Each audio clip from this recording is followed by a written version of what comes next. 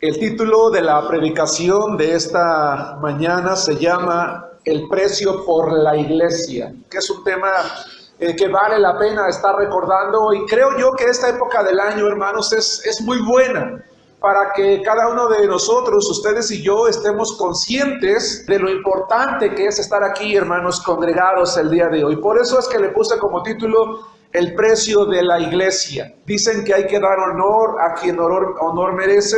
Este sermón que quiero compartirles no es mío, le he hecho algunas adaptaciones personales para poder compartirlo con ustedes. Es un tema que fue de bendición para mí y espero que lo sea también, hermanos, para ustedes. Efesios capítulo 3, dice la palabra de Dios. Le voy a dar lectura y les voy a pedir que ustedes me guíen con sus vistas. Vamos a estar leyendo varios pasajes el día de hoy, así que espero que encontremos rápido los pasajes o allí en su Biblia electrónica. Dice el Señor en su palabra: por esta causa yo, Pablo, prisionero de Cristo Jesús por ustedes los gentiles, si es que han oído de la administración de la gracia de Dios que me fue dada para con ustedes, que por revelación me fue declarado el misterio.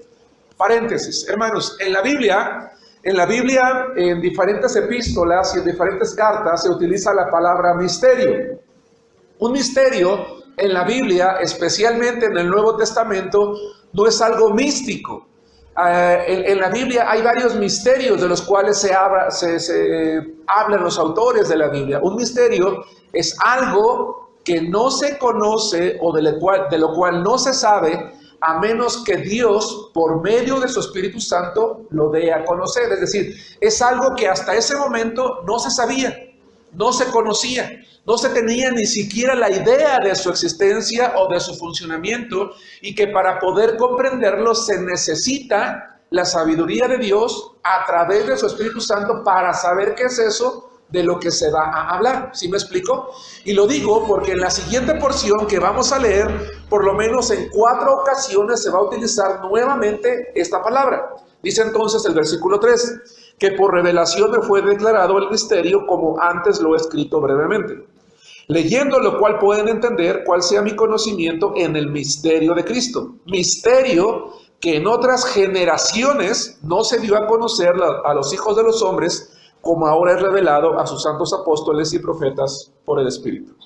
Que los gentiles son coherederos y miembros del mismo cuerpo y copartícipes de la promesa en Cristo Jesús por medio del Evangelio, del cual yo fui hecho ministro por el don de la gracia de Dios que me ha sido dado según la operación de su poder a mí.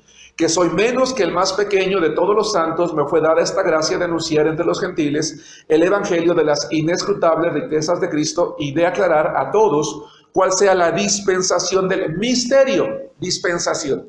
La palabra dispensación en la Biblia, hermanos, es una palabra que significa lo siguiente. Se refiere a un tiempo en la historia humana en la cual Dios trata con los hombres de manera específica. Así como hay varios misterios de los cuales habla la Biblia, hay varias dispensaciones. Es decir, son tiempos específicos en la historia humana a través de los cuales Dios trata con el hombre de manera específica, ya sea él personalmente o a través de una institución o de un organismo como el cual vamos a hablar el día de hoy, que es la iglesia. Bien, dice el 9, y de aclarar a todos cuál sea la dispensación del misterio, una vez más, escondido desde los siglos en Dios que creó todas las cosas, para que la multiforme sabiduría de Dios sea ahora dada a conocer por medio de la iglesia a los principados y potestades en los lugares celestiales. Hermanos, ¿cuál es ese misterio del cual está hablando el apóstol Pablo? La iglesia. En el Antiguo Testamento, hermanos, la iglesia no existía. Lo que existía era el pueblo de Israel. Ese era el pueblo, era la nación con la cual Dios trataba especialmente y a través de la cual Él le daba a conocer al mundo su nombre. Pero una vez que Jesucristo viene al mundo, Él establece un grupo muy particular e importante que se va a llamar iglesia, que no es otra cosa que una asamblea a través de la cual Dios ahora quiere que el ser humano entienda que esa iglesia es su cuerpo, que ese cuerpo se reúne para adorarlo, que ese cuerpo obedece su palabra y que ese cuerpo anuncia a todo el mundo lo que tiene que ver con Dios. La palabra iglesia aparece por lo menos 114 veces, hermanos, en el Nuevo Testamento. Y en todas esas ocasiones, la Biblia dice que la iglesia fue establecida por Cristo Jesús para edificar, para enseñar, para que cada persona que se convirtiera a Cristo encontrara un cuerpo o un lugar en el cual fuese acogido o fuésemos acogidos y a través de ella tengamos varias cosas de las cuales vamos a hablar nosotros el día de hoy. ¿Qué tan importante es la iglesia? La iglesia es muy importante, tan importante que todos, así como Cristo, tenemos que pagar un precio por ella. Punto número 1. Quiero hablar acerca del precio que Cristo pagó por la iglesia. Efesios capítulo 5, versículo 25. Durante generaciones nunca se escuchó acerca de la iglesia. Viene Cristo, la establece. Ese misterio ya está revelado. Es un cuerpo, Cristo es la cabeza. Pero para que existiera ese cuerpo o para que ese cuerpo siga existiendo, se tiene que pagar un precio.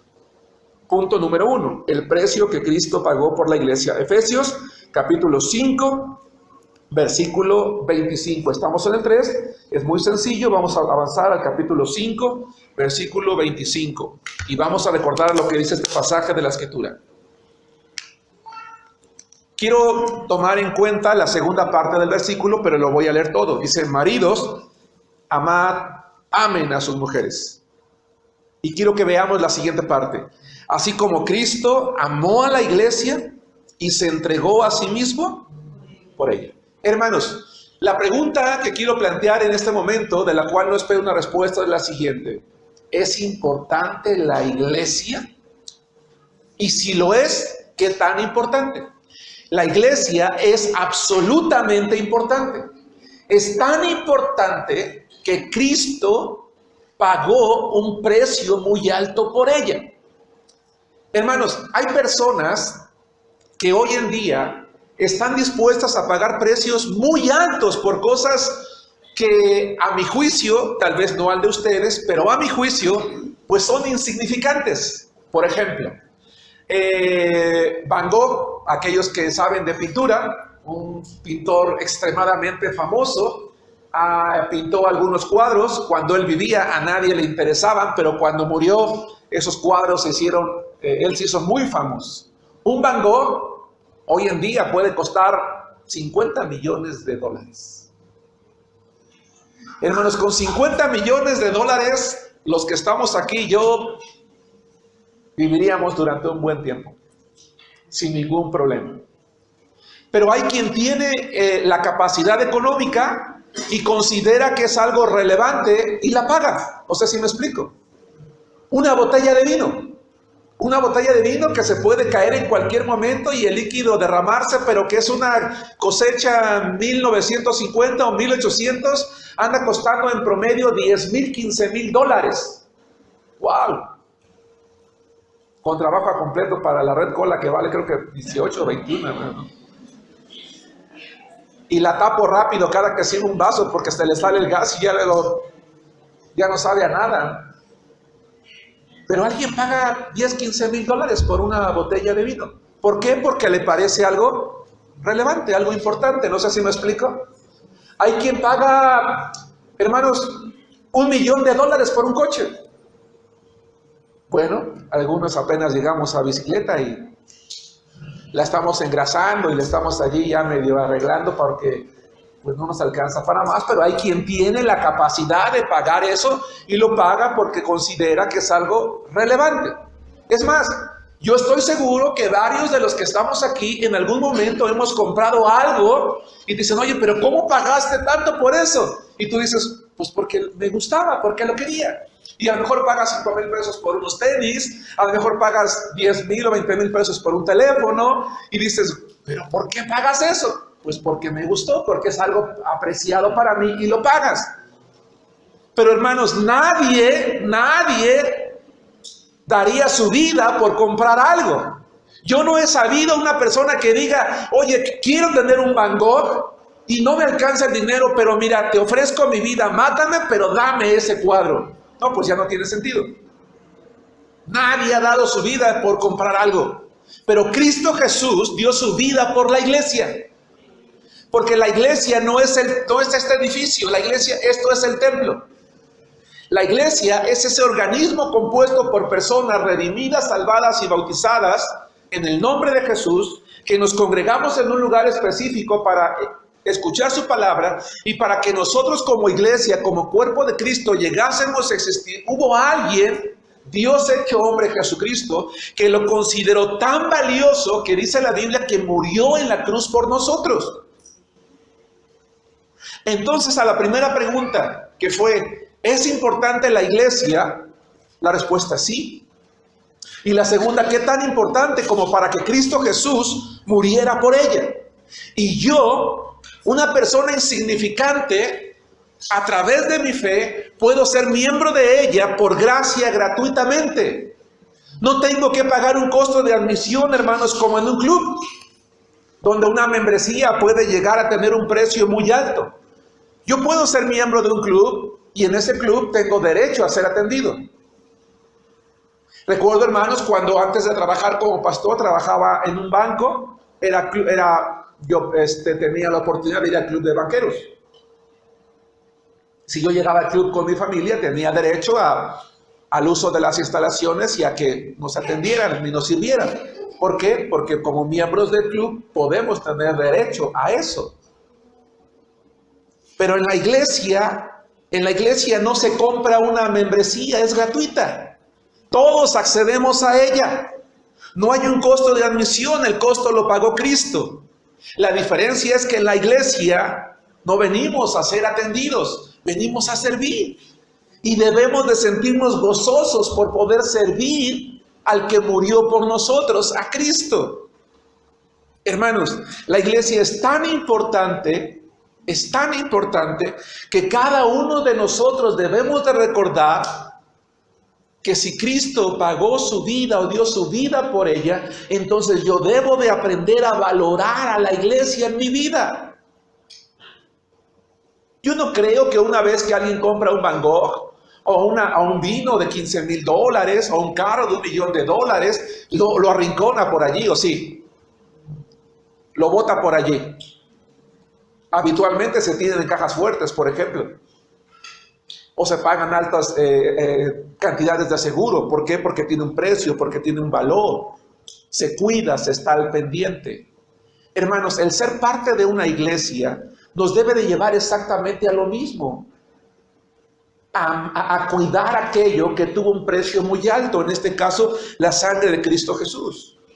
Cristo Jesús murió por la iglesia porque en la iglesia yo como persona puedo desarrollar mi carácter, mi personalidad, mi vida, mis dones, mis talentos, y tú y yo podemos hacer exactamente lo mismo. En la iglesia podemos desarrollar nuestra vida, nuestro carácter, nuestra personalidad, nuestros dones y nuestros talentos. Habemos personas, hermanos, que cuando estábamos en el mundo no creímos que éramos capaces de hacer tal o cual cosa. Pero venimos a la iglesia, ese cuerpo por el cual Cristo murió, y me doy cuenta que tengo la capacidad de aprender a tocar un instrumento, a pararme frente a un grupo y enseñar la palabra, a ir a un lugar, a ser parte de algún ministerio, a establecer algo nuevo para el beneficio de los demás, y me doy cuenta que es un privilegio, hermanos, poder servir a los demás. ¿Sí nos damos cuenta? Es eso lo que tenemos nosotros. Jesús amó a la iglesia, se sacrificó por la iglesia y espera que la iglesia valore lo que Cristo le dejó. Así que entonces yo te quiero hacer una pregunta, hermano, hermana. ¿Qué tan importante es la iglesia para ti? ¿Tiene en tu corazón y en el mío esa relevancia? Porque hasta que no entendamos el valor de la iglesia, hermanos, y el precio que se pagó por ella, entonces no le voy a dar la importancia y en cualquier momento y por cualquier excusa me voy a ir de ella. La voy a abandonar por allí. 2, el precio que los líderes deben de pagar. Efesios capítulo 4, versículos 7 al 12. Jesucristo ya pagó un precio para que existiera, pero esa iglesia ahora debe de mantenerse en funciones, funcionando. ¿Estamos de acuerdo? Bueno, para que la iglesia funcione, entonces los líderes debemos de pagar un precio. ¿Quiénes son esos líderes o quiénes somos esos líderes? Vamos a hablar poco a poco con base en Efesios capítulo 4, versículos 7 al 12. Pero, dice la palabra de Dios, a cada uno de nosotros fue dada la gracia conforme a la medida del don de Cristo. Por lo cual dice, subiendo a lo alto, llevó cautiva la cautividad y dio dones a los hombres. ¿Qué es un don? Según la Biblia, hermanos, un don es una capacidad dada por Dios, ya sea un hombre o una mujer, con la cual ese hombre o esa mujer le pueden servir.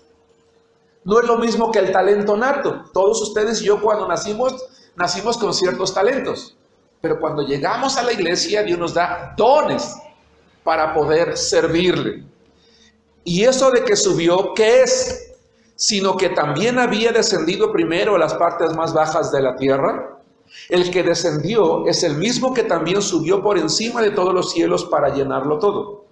Y él mismo constituyó a unos apóstoles, a otros profetas. Hoy en día, de acuerdo a la palabra de Dios, hermanos, ya no hay apóstoles, aunque por allí haya muchos que se llamen apóstoles. Los apóstoles, según la Biblia, fueron esos hombres que vieron a Jesucristo, que estuvieron con él, y ya se murieron todos, ya no hay. Los 12, excepto Pablo, no estuvieron con él, pero a él se reveló personalmente el Señor Jesucristo y lo llamó. Una vez que el último apóstol murió, en este caso Juan, apóstoles ya no hay. Profetas tampoco. Los profetas existían en un tiempo cuando no existía la Biblia, cuando no existía la palabra de Dios. Entonces Dios le revelaba a ciertos hombres cosas que tenían que ver con el pueblo, nunca en cuestiones particulares. Hoy en día ya no hay profetas tampoco, aunque haya personas que se dicen profetas. Sin embargo, lo que sí hay son evangelistas, pienso en los misioneros, hay o habemos pastores y hay maestros. Un maestro puede ser el maestro de escuela dominical, puede ser el predicador, puede ser el líder de varones, puede ser el líder de jóvenes, puede ser la hermana que está a cargo incluso tal vez de algún ministerio, ¿por qué no? Puede ser incluido ahí, a fin de perfeccionar a los santos para la obra del ministerio, para la edificación del cuerpo de Cristo. A ver, hablemos entonces de este grupo de personas, y si me lo permiten quisiera empezar por el pastor. El pastor es una persona que tiene que aprender a pagar un precio. ¿Cuál es ese precio? Yo como pastor, el pastor Luis, y cada pastor, hermanos, en cada iglesia, tenemos que pagar un precio. Y el primer precio que tenemos que pagar, hermanos, es cumplir con la tarea de edificar a la iglesia a través de la enseñanza. ¿Qué es lo que hacemos nosotros como padres, hermanos, cuando nacen nuestros hijos? Además de alimentarlos, además de vestirlos. ¿No los educamos? ¿Verdad que sí? Les enseñamos a saludar, a dar las gracias. Y conforme van creciendo, les vamos enseñando. Van a la escuela, nos sentamos con ellos. A lo mejor algunos no tuvimos la oportunidad de estudiar, a lo mejor algunos sí la tuvimos, pero procuramos que nuestros hijos vayan aprendiendo, les vamos educando en todos los aspectos y áreas que la vida necesita. Lo mismo pasa en la iglesia. En la iglesia el pastor tiene la responsabilidad primordial de enseñar a la iglesia, aunque para ello va a contar con un equipo de personas, como lo vamos a ver más adelante. De tal manera que el pastor tiene que pagar un precio, y es el estudio cotidiano, es la lectura cotidiana y es la preparación. Yo como pastor tengo que pagar ese precio. Un precio adicional que debe de pagar el pastor es la oración.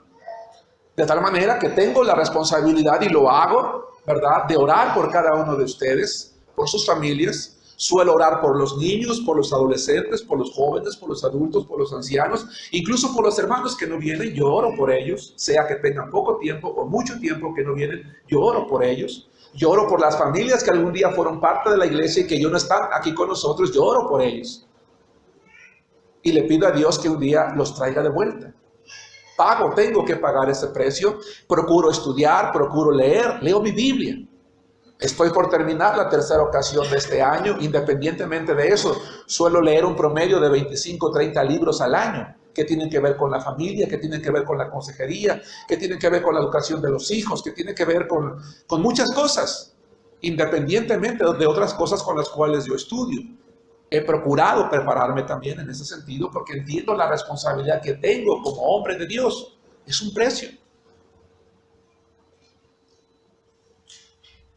Dice la Biblia, vayan conmigo a Hebreos capítulo 13, versículo 7, que si el pastor está cumpliendo con su responsabilidad, entonces la iglesia tiene que acordarse también de algo. Y tiene que considerar una cosa, Hebreos capítulo 13, versículo 13. De hecho, por eso la Biblia dice que el pastor debe de ser un hombre apto para enseñar. Y yo les pido, hermanos, que oren por su servidor, porque debo de ser apto para enseñar. Hermanos, no me lo van a creer ustedes, pero habitualmente cuando yo predico, siempre tengo la inquietud de si se entendió lo que enseñé. Porque si no, entonces no tiene ningún sentido. No sé si me explico. Y es algo por lo que yo oro. Dios sabe que yo oro por eso. Yo oro, hermanos, cuando yo voy a hacer una predicación, hermanos, yo le digo a Dios que me dé sabiduría para redactar la predicación. Y cuando termino de redactarla, se la consagro a Dios y le digo, Señor, yo te la consagro para que cuando yo pase al frente, yo la predique sabiamente. Y antes de predicarla, yo llego al templo, hermanos, y allí en esas bancas me siento y le digo a Dios, Señor, ya en un ratito voy a predicar tu palabra y te pido que me dé sabiduría para hablarla con denuedo, con claridad, para que se entienda, porque ese es el precio que tengo que pagar también para que el cuerpo de Cristo, que vale mucho, funcione. Yo sería un irresponsable, hermanos, yo sería un irresponsable si el domingo en la noche yo estuviera, ¿qué le voy a enseñar a la iglesia mañana? O que me sacara algo de la manga de repente, ¿verdad? Para que esperando a que el Espíritu me hable y pues entonces hablarle a la iglesia. No es así. Es ese precio que se tiene que pagar. Dice Hebreos 13:7. Acuérdense de sus pastores que les hablaron la palabra de Dios. Consideren cuál haya sido el resultado de su conducta e imitar su fe. Según este pasaje, ¿cuál es el otro precio que de esos líderes tienen que pagar, en este caso el pastor, hermanos? La conducta. Se espera que el pastor sea una persona que tenga, hermanos, buena conducta. Es la persona, ¿verdad?, cuya vida es ejemplar delante de los demás. Y quiero abrir un paréntesis, hermanos. La iglesia tiene que aprender una cosa, que la iglesia no puede exigirle a la familia del pastor lo que tiene que exigirle a él. Porque a veces pensamos que yo tengo que exigirle al pastor, ¿verdad?, un trabajo, y quiero que la esposa del pastor haga lo mismo y que los hijos del pastor hagan lo mismo, ¿verdad? Si la hermana tal es la esposa del pastor, tiene que ser la presidenta de la femenil, tiene que dirigir los convivios, tiene que dirigir las visitas, tiene que dirigir a las hermanas, tiene que dirigir la escuela dominical, no es así. ¿Por qué? Porque nosotros estamos teniendo un pastor. En ningún lugar, ¿verdad?, te contratan a ti y toda tu familia tiene que ir a trabajar por ti. ¿O sí? No.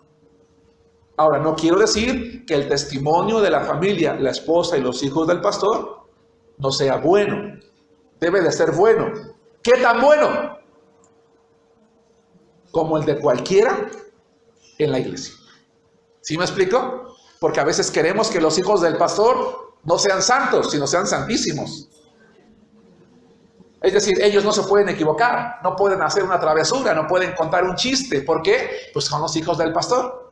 No, ellos deben de ser tan santos como cualquier hijo de familia, y la esposa debe ser tan santa y consagrada como cualquier mujer dentro de la iglesia. ¿Sí me explico? Pero volviendo al precio que el pastor tiene que pagar, es su conducta. ¿Para qué? Para que se pueda imitar su fe. ¡Qué impresionante!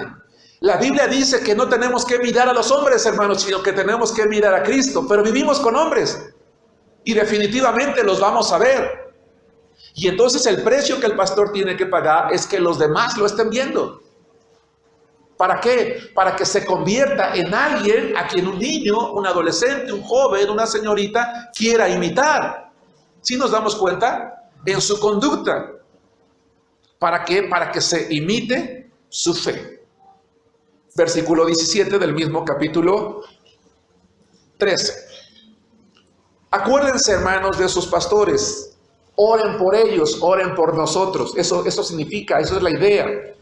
17. Obedezcan a sus pastores y sujétense a ellos, porque ellos velan por vuestras almas como quienes han de dar cuenta, para que lo hagan con alegría y no quejándose, porque esto no es provechoso. Hermanos, si tú no estás a gusto en tu trabajo, ¿qué haces? ¿Te tratan mal? ¿Todo está mal? ¿Qué haces? Pues renuncias y te vas, ¿no? Dices, ¿qué tengo que estar haciendo aquí? ¿Por qué tengo que estar aceptando humillaciones, malos comentarios, malos tratos del jefe, que no me paguen a tiempo, que me exijan mucho y no me den nada? No, pues me voy a otro lado. Hasta la gente te dice, oye, ¿y qué haces allí? Pues renuncia y cámbiate. Yo en tu lugar ya había renunciado, pero desde hace mucho tiempo, ¿no? Bueno, la Biblia dice que se espera que haya una sujeción, no una obediencia a un tirano, sino a una persona puesta por Dios, cuyo testimonio es bueno, y entonces yo me sujeto como el líder puesto por Dios. ¿Para qué? Para servir. ¿Sí nos damos cuenta? Eso es algo muy importante. Y Dios dice, oye, que aquellos por los cuales tú pagas el precio, reaccionen de tal manera que tu trabajo lo hagas con alegría.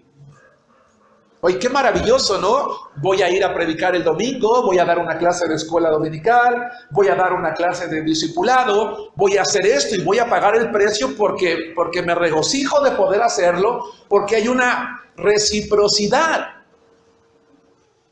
Hay algo también que se está recibiendo. Pero nada más el pastor tiene que pagar ese precio, porque estamos hablando de los líderes. Vayan conmigo a 1 Tesalonicenses capítulo 12, versículo 13.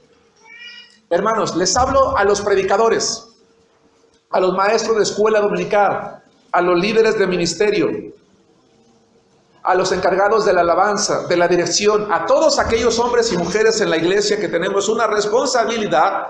Dice 1 Tesalonicenses capítulo 5, versículo 12 y 13, y 2 Timoteo 2, el primer pasaje, 1 Tesalonicenses 5, 12.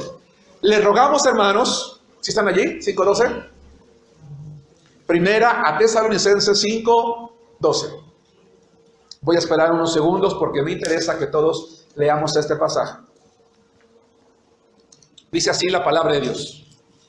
Les rogamos, hermanos, que reconozcan a los que trabajan entre ustedes. Hermanos, llamo su atención al frente. Motiven a los hermanos que trabajan en la iglesia. Acércate con el hermano que está dirigiendo el culto. Oye, hermano, gracias por las alabanzas que pusiste hoy. Oye, mira, me da mucho gusto. Al hermano que nos da la clase de escuela dominical. Al hermano que está con tus niños, con tus jóvenes. Porque, hermanos, no es fácil. De verdad, dice, hay que reconocerlo.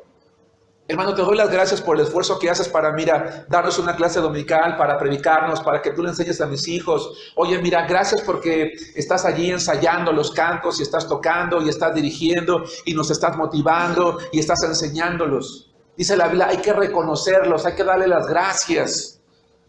No solamente eso, dice, y los presiden en el Señor y los amonestan. Oye, hermano, ¿por qué no has venido? Oye, hermano, ¿por qué llegaste tarde? Oye, hermano, pásate al frente. Oye, hermano, ¿por qué no sales? Y me molesto. Hermanos, no está bien. Dice, hay que reconocerlos.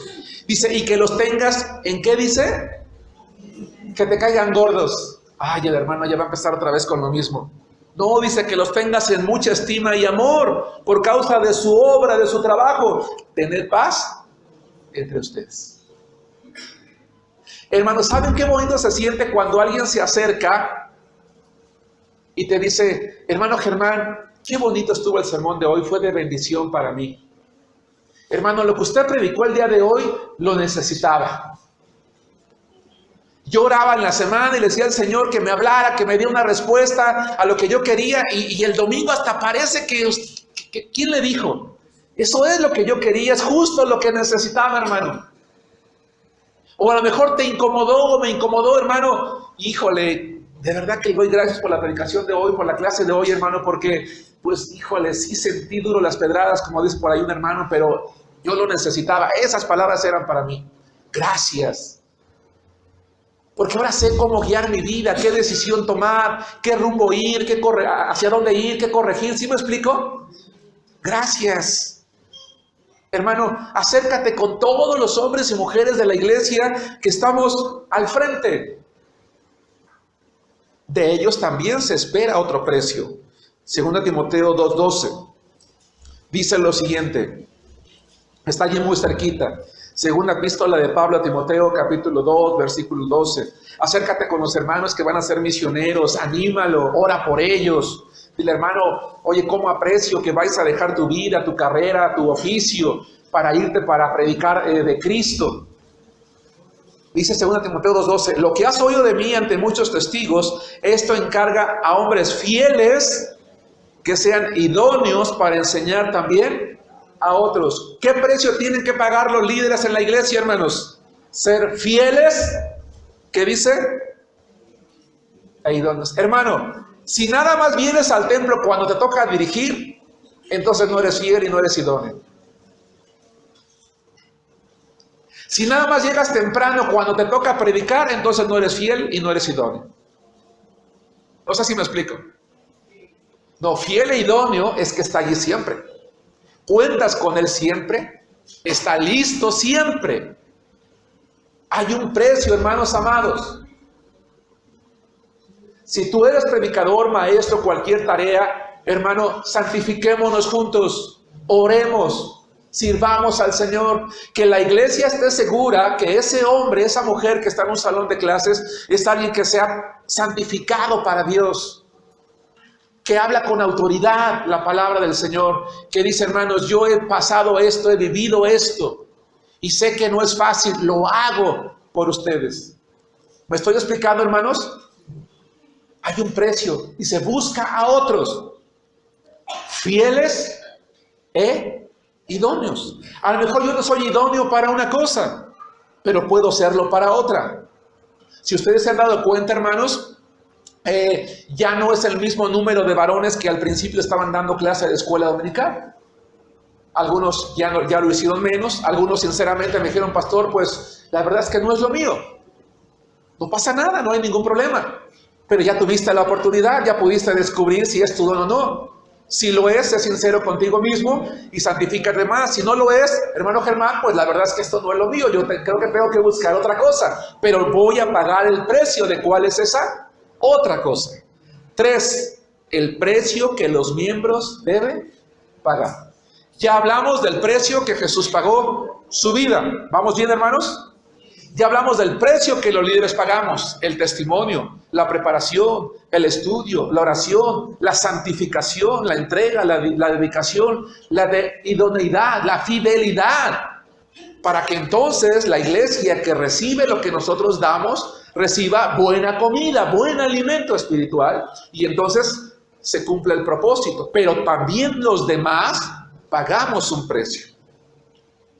Con base en el libro de Efesios capítulo 4, versículos 12 en adelante, vamos a ver 6 cosas en las que los miembros por lo menos deben de estar dispuestos a pagar el precio. Porque saben, hermanos, podemos decir, es que el precio tiene que pagarlo el pastor. El precio tienen que pagarlo los líderes. El precio tienen que pagarlo ellos. No, todos tenemos que pagar un precio para que esto funcione bien y se cumpla con el propósito de Cristo. Leo la palabra de Dios con base en Efesios 4:12. ¿Listos? Dice la Escritura, a fin de perfeccionar a los santos. O sea, los pastores, los evangelistas, los maestros, a fin de perfeccionar a los santos. ¿Quiénes son los santos, hermanos? La iglesia. En la Biblia, a un salvo se le conoce como santo.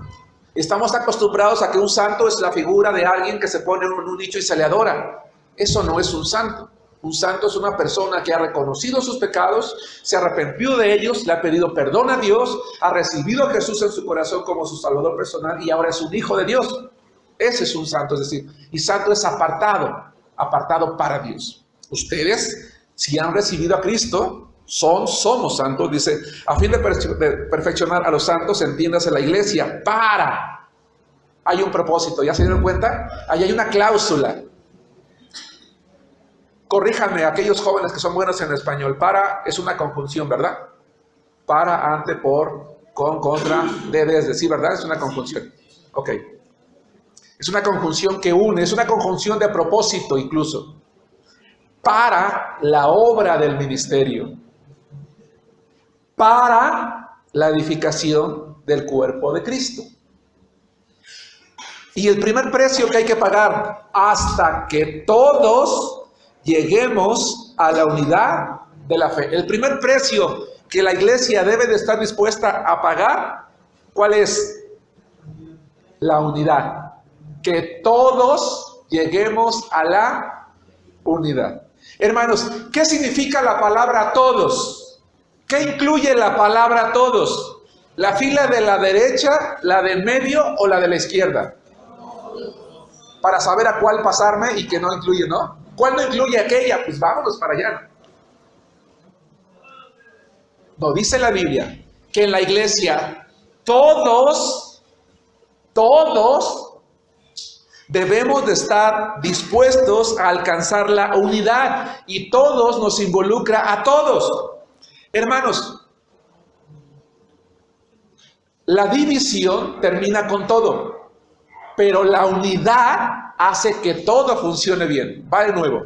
La división, hermanos, la división termina con un noviazgo, con un matrimonio, con una familia, con una empresa, con un país, con una iglesia. Pero la unidad hace que cualquier persona, cualquier conjunto de personas o grupos, o en este caso iglesia, funcione y sea más fuerte. ¿Sí me explico? Definitivamente. La unidad trae crecimiento, la división termina con todo, pero habla de llegar a la unidad, no nada más de la unidad misma, sino de la fe. Es decir, que todos en algún momento lleguemos a creer de tal manera en el Señor que para nosotros sus promesas sean una realidad, que para nosotros llegue el momento en el que lo que dice la Biblia, este viejo libro, lo crea con fe.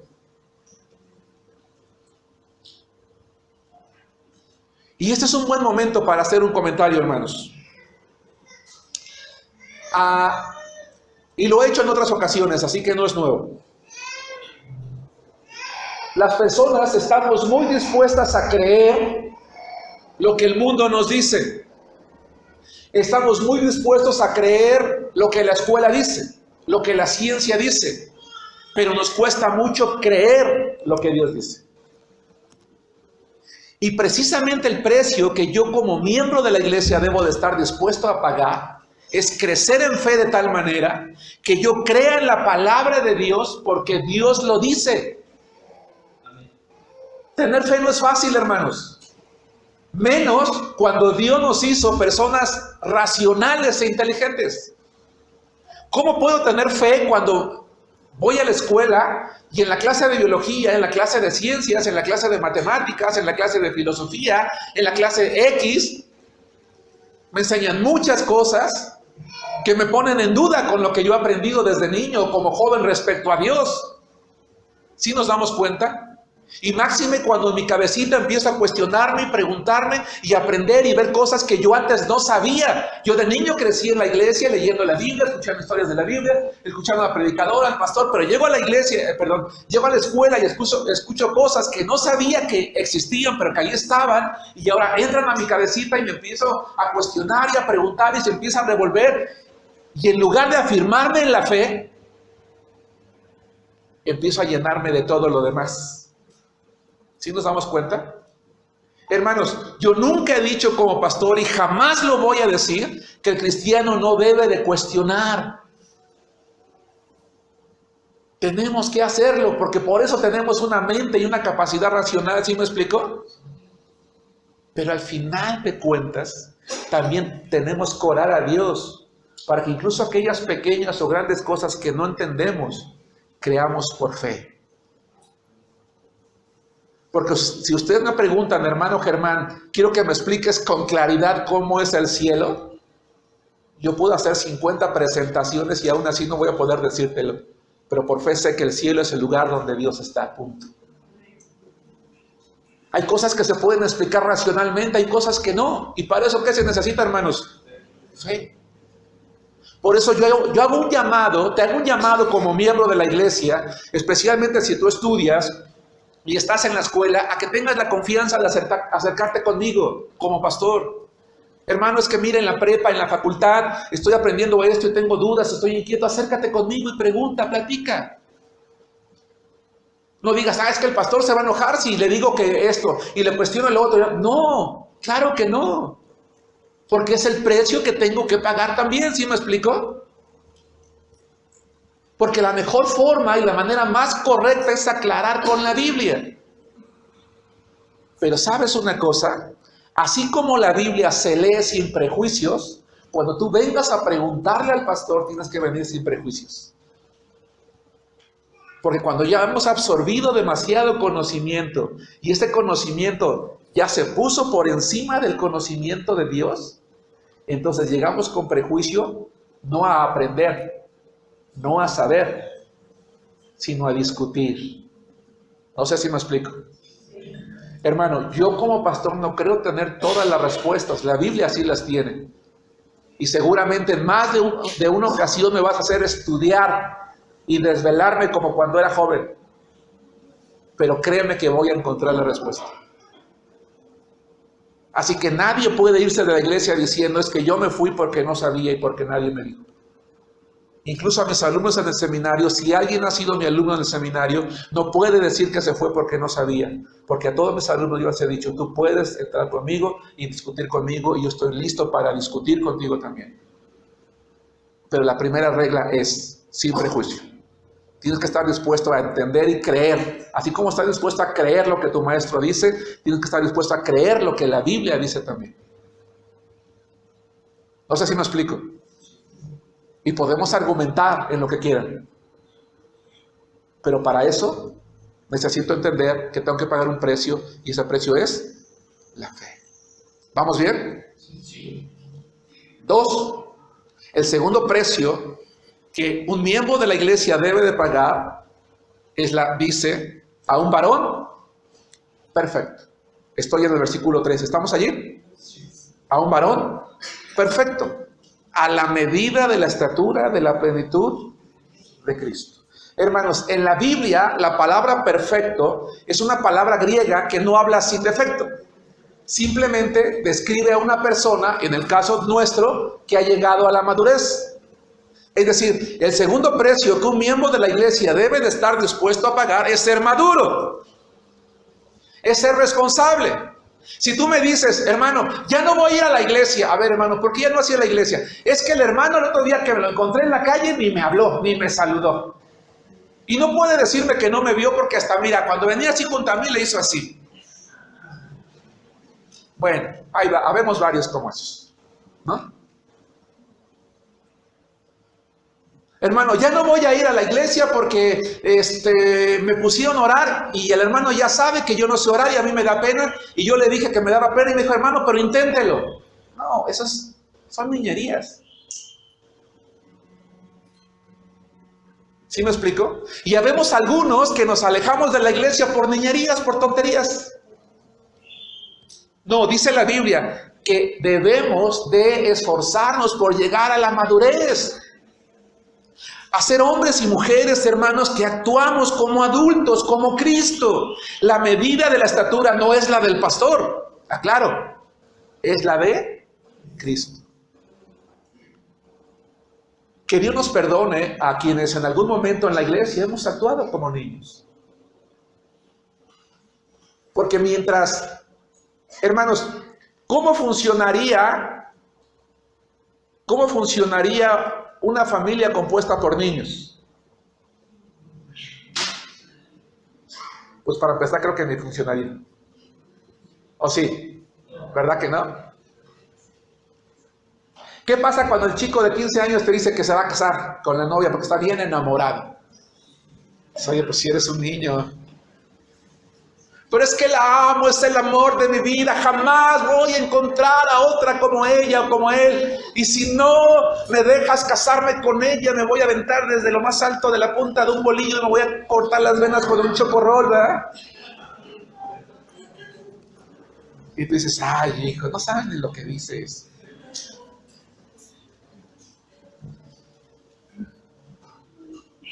Pero así ya vemos algunos de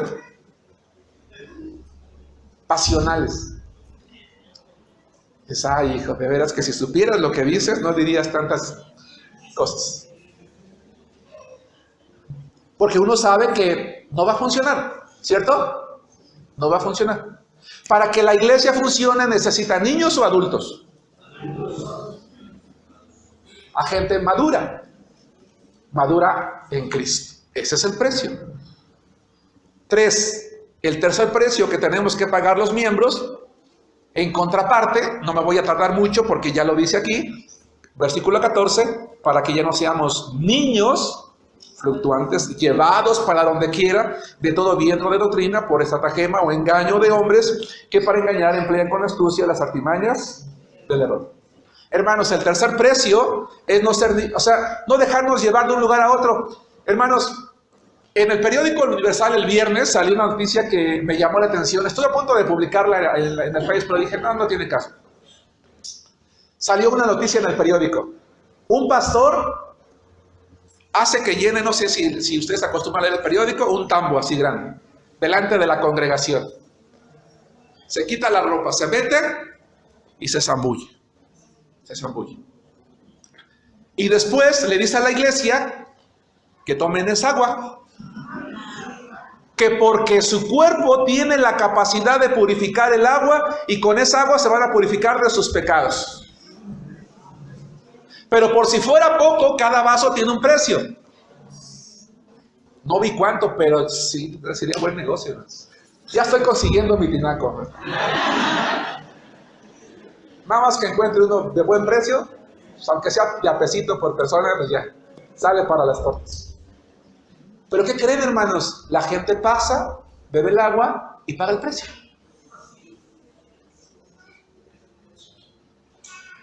Y uno dice, ¿en qué cabeza cabe eso? ¿No? ¿En qué cabeza cabe eso? En la cabeza de alguien que no lee la Biblia, que no crece en la fe, que no es maduro, que anda de iglesia en iglesia creyendo que todas las iglesias son iguales. Ahora ya eres pentecostés, ya eres presbiteriano, ya eres adventista, ya eres esto, ya eres el otro, porque en todo está Cristo. No, ¿qué crees que no? No es así. No todos somos iguales. Dice Dios, tienes que llegar a conocer la palabra de tal manera que cuando alguien llegue y te enseñe algo que no está allí, tú dices, no, sabes que no, esto no dice la Biblia. Así sea el pastor.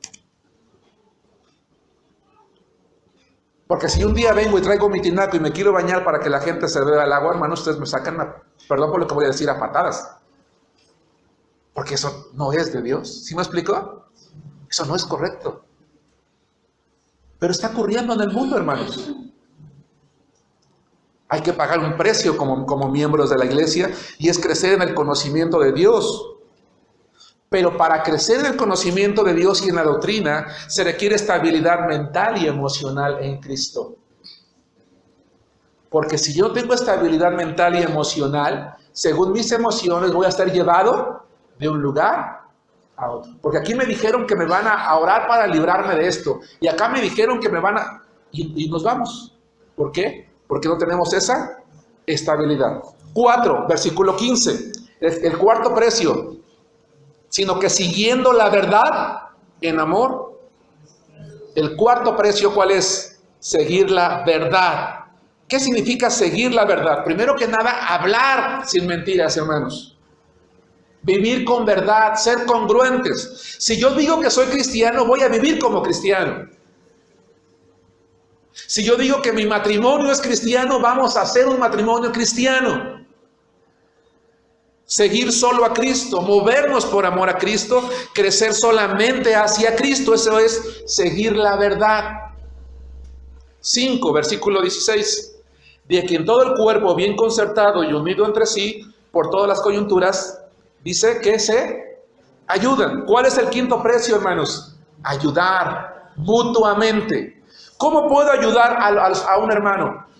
Por tiempo voy a leer las citas, hermanos. Bueno, mejor, familia, hermanos de la izquierda, por favor, Romanos 12:10. Hermanos del medio, Romanos 14:13. Hermanos amigos de la derecha, Gálatas 5:13. Y yo voy a leer Efesios 4:32. Iba a decir que por tiempo no lo vamos a leer, pero creo que vale la pena que sí lo hagamos, hermanos. Es importante. Si no les molesta a los hermanos de la izquierda, pónganse de pie. Romanos 12:10. El quinto precio que tengo que estar dispuesto a pagar por la iglesia es estar dispuestos a ayudarnos mutuamente. Hermanos, tenemos que ayudarnos mutuamente. ¿Cómo puedo ayudarme mutuamente? Romanos 12:10, todos juntos, hermanos, dice así: amaos los unos a los otros con amor fraternal, en cuanto a honra, prefiriéndoos los unos a los otros. Tomen asiento. Yo puedo ayudar a mi hermano amándolo. Hermanos, podemos ayudarnos unos a otros amándonos. De verdad, hermanos. Cuando llegas, cuando te vas, saluda al hermano, abrázalo. Dile, hermano, qué gusto me da que vengas. A ese amigo, a ese compañero, a esa persona que nos acompaña. Oye, qué bueno que viniste hoy. ¿Cuándo vuelves? ¿Cómo estás? ¿Cómo te llamas? ¿Qué les parece si cada domingo volteamos a ver quién no vino? 3, 4 hermanos que en la semana le llamen y que le pregunten cómo está y por qué no vino. Porque saben, a veces sabemos, hermanos, que no venimos y nadie se da cuenta. A nadie le importa. ¿O no? ¿Sí? Pero qué bonito sentirse amado, ¿no? Que te pregunten cómo estás y por qué no viniste. Y tú puedes responderle, hermano, pues la verdad es que no tuve ganas de ir, pero estoy bien. Ah, bueno, pues por lo menos ya sé que estás bien, ¿no? Tampoco le inventes, no, es que mira, el metro no avanzaba y todo. Oye, pero vives aquí en la calle de atrás. Ah, pero es que había ido al centro y quería regresar temprano y no. O sea, no inventemos cosas, ¿no? No pasa nada. Si tú dices, hermano, pues sinceramente me ganó el sueño y pues ya no fui, ok, pero ya sabemos que estás bien. La primera forma de ayudarnos unos a otros es amándonos, prefiriéndonos. 2, hermanos del medio, pónganse de pie. Vamos a leer Romanos 14:13. Y para que no se preocupen, hermanos, no voy a hablar de dinero, de ayudarnos unos a otros. Hermanos, vamos a leer Romanos 14:13, todos juntos. Dice así: así que ya no nos juzguemos más los unos a los otros, sino más bien decidí no poner tropiezo u ocasión de caer al hermano. Tomen asiento. ¿Cómo puedo ayudar al hermano? No juzgándolo. Y mira cómo es, y cómo habla, y cómo se porta, y cómo viste, y cómo se siente, y su familia, ya supiste que esto y que el otro. No, no juzgues. No pongas tropiezo, no pongamos tropiezo. Hermano, si tú te enteras que alguien en la iglesia, por ti o por mí, ya no está aquí, ve y dile, hermano, perdóname. No sabía que por mi culpa ya no venías a la iglesia. No me di cuenta que te hablé muy golpeado. No porque el hermano lo necesite, tú necesitas hacerlo, yo necesito hacerlo. ¿Sí me explico? Tercera cosa, ¿cómo podemos ayudarnos unos a otros, hermanos de la derecha? Pónganse de pie, Gálatas 5:13. Todos juntos dice: porque vosotros, hermanos, a libertad fuisteis llamados, solamente que no uséis la libertad como ocasión para la carne, sino servíos por amor los unos a los otros. Tercera forma de ayudarnos, ¿cómo, hermanos? Sirviéndonos, ayudándonos. Y cuarto, Efesios 4:32, antes sean buenos unos con otros, misericordiosos, perdonándose unos a otros. Hermanos, seamos buenos con los hermanos, ayudémonos mutuamente, seamos misericordiosos y perdonémonos. A ese hermano que se agachó, a ese hermano que te ofendió, a ese hermano que te dijo, perdónalo. Y es más, la próxima vez salúdalo tú, háblalo tú, dile tú. Y 6, para terminar. Estoy por terminar el sermón de hoy, hermanos. 6, en el mismo versículo que estamos leyendo, 16. Después de mutuamente, según la actividad propia de cada miembro, recibe su crecimiento para ir edificándose en amor. El siguiente precio que el miembro tiene que pagar es estar dispuesto a crecer en número. Hermanos, ¿qué les parece si nos proponemos para el siguiente año lo siguiente? Escucha, hermano, lo que te voy a decir y espero una respuesta. Hermanos, escuchen lo siguiente. Cuando entendemos que Cristo pagó un precio por la iglesia, que los líderes estamos dispuestos a pagar un precio por la iglesia y los miembros estamos dispuestos a pagar el precio por la iglesia, la sexta cosa es el crecimiento en número. Yo le propongo a la iglesia lo siguiente, hermanos. Que el próximo año, el próximo diciembre, la iglesia crezca al doble. Nunca hemos crecido al doble. Pero si ustedes y yo, que somos un buen número hoy, sinceramente creí que la asistencia sería más baja y me gozo porque no es así. Yo te reto, hermano, hermana, a lo siguiente. A que en diciembre del próximo año seamos el doble. ¿Y sabes cómo podemos ser el doble, hermanos? Muy simple. Si cada uno este año entiende que su responsabilidad es crecer en número y gana a uno, no a 10, no a 15, no a 20, no a 30, a uno para Cristo, el próximo año vamos a hacer el doble. La pregunta es ¿por qué en 36 años no hemos logrado hacer el doble? No espero respuestas, creo que las sabemos.